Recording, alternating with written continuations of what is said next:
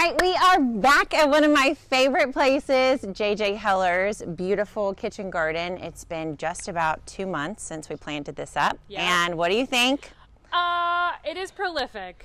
Prolific is a very good word for it. It's a vegetable garden. Jungle. It's a vegetable jungle.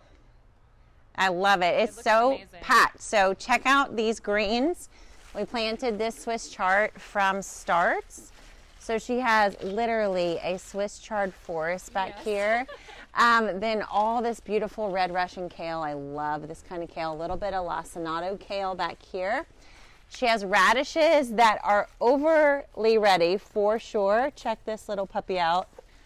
Oh my goodness. Maybe not so little. So we're going to be harvesting and cleaning, and then we're going to be getting ready for the next season, which is happening now. We're now past frost. So we get to do tomatoes, peppers, beans, zucchini, squash, all the things that don't like frost. Yay. But you'll get to keep a lot of these things too. So the Swiss chard can stay, the kale. These lettuces have just a little bit longer. Oh my goodness, you could just harvest this whole beautiful thing. It's so nice. So we'll keep a lot, and then we'll add a lot too. So we've got Swiss chard jungle, we've got kale, massive kale, and then we have this incredible lettuce. And you can see this one's going to seed. This is what we talk about when we talk about bolting, right? Okay, yeah, where it just kind of shoots straight up. Yep, and it's just about to produce seed. And then we have our peas that are just finally about to produce some peas for JJ.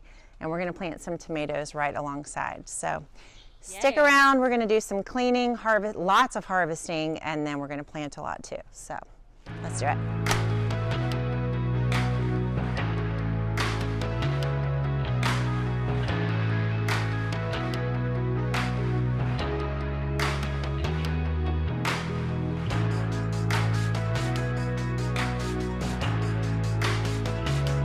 So I want to show you the irrigation JJ has set up. So she's got a line right here, and she's got 6 small emitter sprays. So this is an option.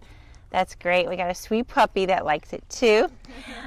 So she has 3 emitter sprays going to this bed and 3 going to this one. So emitter sprays are great because they spray really low on the soil. They're not going to spray your leaves, and they really cover your soil, but not spraying like high up on your plants. So what she's done is then just place these emitter sprays in each of the quadrants of the bed, or actually the triads of the bed. So she's got one in the middle, one on this end, one on this end, and then she has the same amount going to the other side.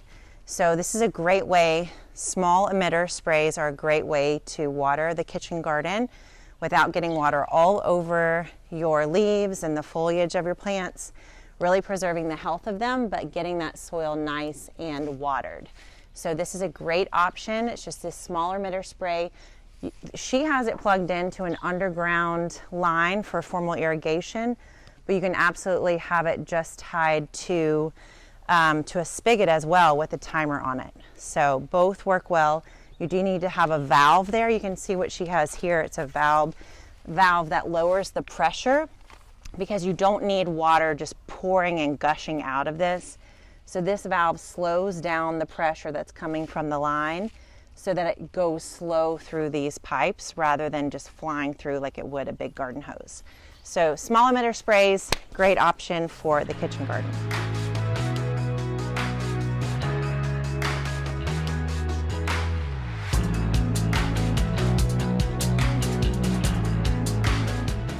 So in between plantings from season to season, we just add a little layer of compost. You don't need much, just like an extra inch or 2. And you're just gonna put it right on top of your soil. So we're not turning the soil or anything like that. We're just adding a little bit of extra food for the plants right on the surface. And it's called top dressing. It's called layering. It's called no dig. I just call it adding compost. I like to use, this is mushroom compost. I love mushroom compost. It's the most reliable. I will say, having moved a lot and bought a lot of different products, I find that sometimes I get compost that just isn't, it just changes too much or is not reliably the same. And mushroom compost, generally, because it's a byproduct of the mushroom farming industry, it's pretty reliable and pretty much the same as long as it's 100% mushroom compost. So, so that's my go-to, unless I have a company that I really trust and I know, is giving me a really nice pure product, and that they're really careful that the compost is finished. Because that's the biggest thing, is you want to be sure that your compost isn't too hot, or you can end up burning your plant.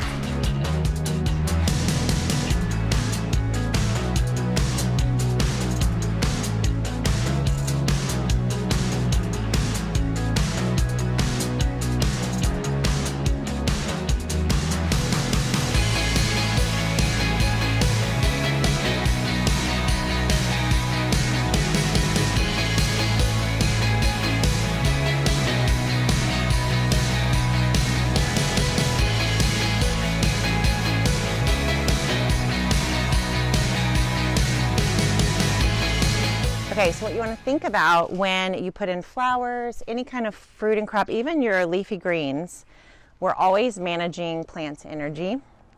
And plants only have so much energy, just like us. And so we're basically trying to direct their energy. So one way we do that is through pruning and harvesting. So when you harvest early, you release the plant of the responsibility of that previous thing. So the fruit, the flower, whatever.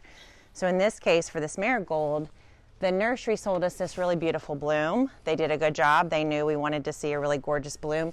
But as long as this plant is holding on to that, it's basically halted everything else, because it's just trying to maintain the gorgeousness of that bloom. So as soon as you cut that off, you've relieved it of that energy suck, and now it can put that energy toward new blooms, and you'll get way more. So same is true for like fruiting crops, tomatoes, beans, your peas. When they start to come in, you really want to get the peas harvested as soon as possible, because that tells the plant, oh, I haven't made enough yet, like I need to make more. So that the peas goal, all these plants, is they're trying to make more of themselves. And so if you pick that flower, that fruit, it tells the plant, I gotta make more because I just lost the one chance I had. So that's why we prune flowers. That's why this has to come off. It's hard to do, but it's worth it. We had a little bit of a harvest party here. Yes. Can you tell? All right, so what are you going to make with all this? Well, you just told me about Swiss chard lasagna. Martha Stewart, I'm going to look that up. Swiss chard lasagna is so good. I also do like lettuce wraps with the Swiss chard. Also, I know you're from Cali, but in the South, we make Southern style greens. Have you ever done that? I've never made it. So lots of butter, garlic, onion, lots of butter. And then you chop this up, cook it down. In like an hour. It is so delicious. Put a little bit of vinegar on it. So good. I hope I have enough. Well, there's more where this came from. Yes, perfect.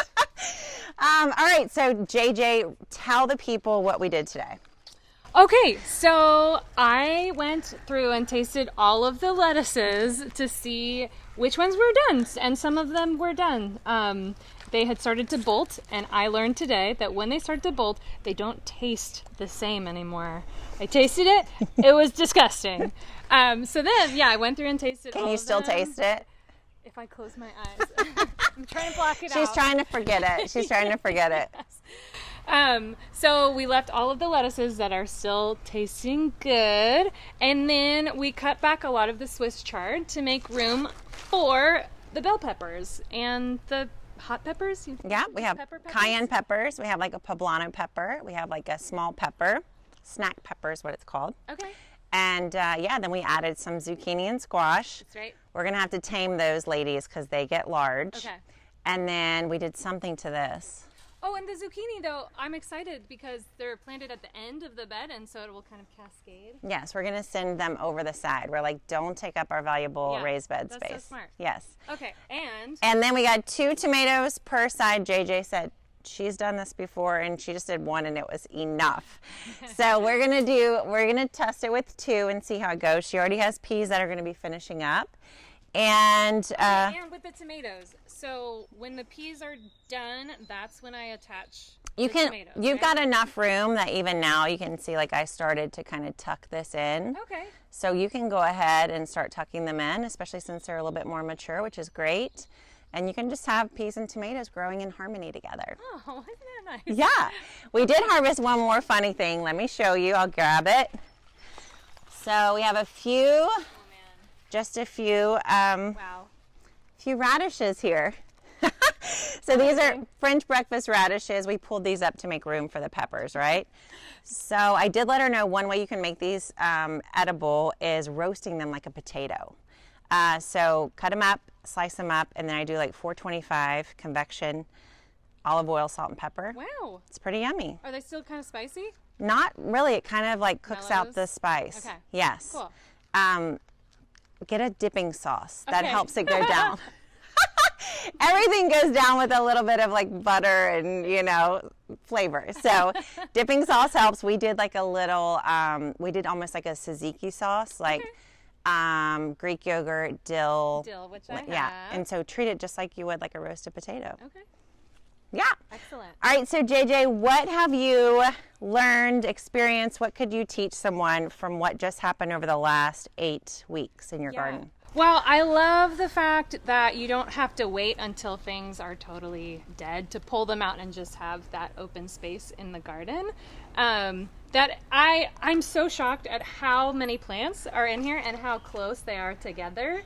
I didn't know you could plant things that close. And I also learned that when you bring home a flower from the store, to cut off the bud, because then that encourages growth. I did not know that.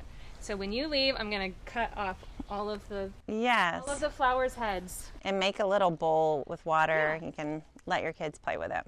Or I don't know if they're probably too old for that, but you can just have it as a centerpiece at dinner. Perfect. Along with the radishes. That's right. Yeah. It's going to be a garden to table dinner for JJ's family tonight. They have no idea what's coming for them.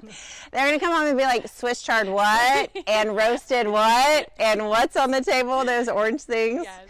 That's the beauty of being a gardener, right? We get to surprise our kids and do weird stuff. That's right. Yeah. I tell my kids, like, we're not the best at anything, but we will always have the weirdest answer for you. Perfect. Well, thank you so much for gardening with us. I mean, this is just such a phenomenal harvest you have, and clearly you have a green thumb. Well, I have lots of help. And you have a lot of green in your hands, which is like, that's proof, right? Yep. All right. Well, thank you so much. And we'll be back to see what comes next. Right. If this happened in 8 weeks, I cannot wait to see what happens in the next 10, 12 weeks. It's going to be crazy. It's going to be a good summer. Yes. All right. Thanks for watching, you guys. We'll see you next time. Bye.